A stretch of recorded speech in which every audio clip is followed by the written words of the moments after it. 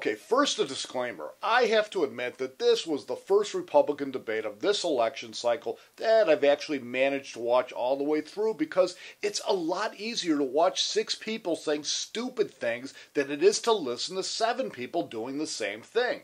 Now that said, my favorite moment of the night was when Ron Paul was asked if he stood behind his statement that Newt Gingrich was a chicken hawk, and then Dr. Paul not only stood behind the statement, but let Gingrich have it with both barrels, leaving Newt with no course but to remind everyone that he was an Army brat, his father served in Viet Nam, but that he couldn't because he was married with a child. To which Ron Paul responded, "I was married with 2 children, but I went when I was called." Now, Newt Gingrich's other shining moment was when he refused to accept responsibility for an attack ad his supporters are running against Romney, but instead recommended that everyone check out a harsh New York Times piece about Romney, which is kind of akin to Obama advising people to watch Fox News. But not to be outdone for stupidity, Rick Perry showed that his brain was as dead as his campaign by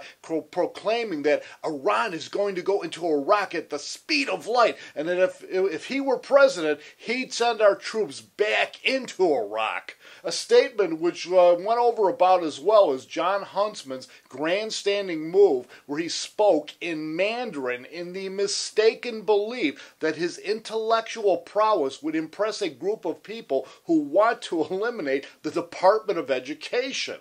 And finally, I got a huge kick out of it when all 6 of these presidential wannabes swung at and missed the last softball question of the night. What would you be doing tonight if you weren't at this debate? Ron Paul made a lame statement about reading an economics textbook. Rick Perry claimed that he'd be out shooting, and all the others stated that they'd be watching college football, when the correct answer was, I'd be spending the night with my wife.